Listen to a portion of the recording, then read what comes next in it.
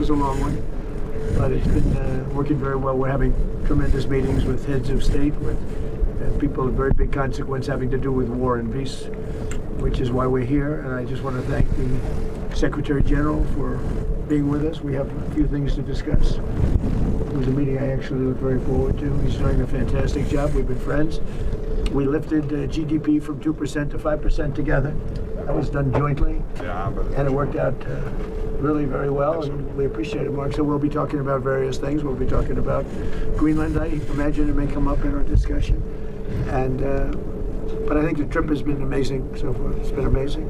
As you know, we're staying, and tomorrow we're doing something else having to do with the Board of Peace. We're getting tremendous acceptance of that. It's going to be great. So we'll see how that all works out, but we're doing that tomorrow.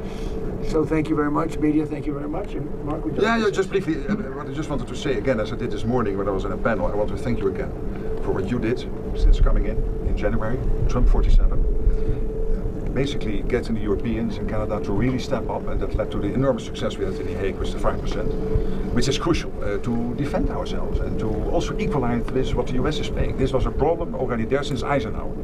I always tell the Europeans, you're completely committed to NATO, but there is also one irritant, and it is this factor, that the Europeans were not paying the same as the US was paying. And we solved it, and this is crucial also because we need the money to protect ourselves.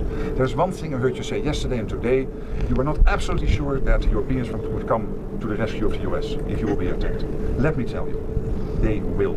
And they did in Afghanistan, as you know, for every American who paid the ultimate, for every 2 Americans who paid the ultimate price, there was 1 soldier from another NATO country who did not come back to his family.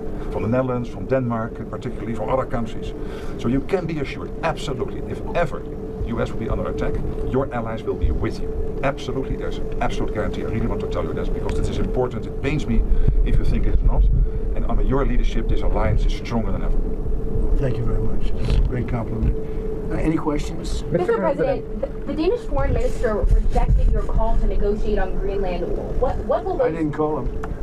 No, sorry. The Danish foreign minister rejected what you said in your speech, that you were hoping to negotiate to acquire Greenland, essentially saying that this is not something that they are willing to discuss. So what will those negotiations look like? Well, they didn't tell me that, so when they tell me, because I don't like getting it secondhand, if he wants to tell me, he'll tell me that to my face. And when will you be discussing this? I have no idea. When you said you would be discussing it with this man right here. Mr. President, he's frankly more important. Mr. President, when you said you would remember if Denmark did not agree to a deal on Greenland, what did you mean? What are the consequences? You'll have to figure that out for yourself. You're a smart guy. Mr. President, do you see a price for Greenland that's reasonable? I could see that, yeah.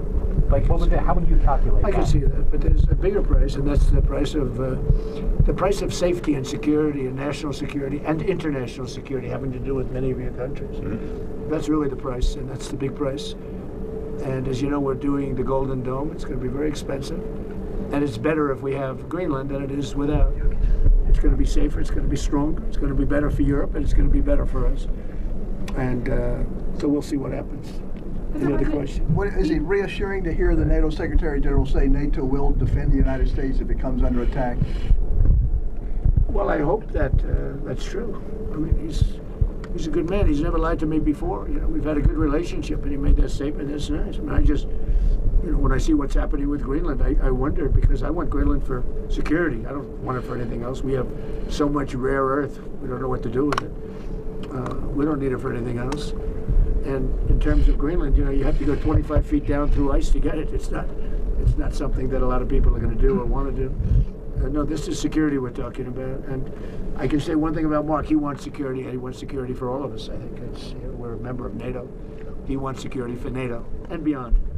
So when he says that, Steve, I think it's very nice. Okay? Thank you very much, everybody. Thank you, President. Thank you.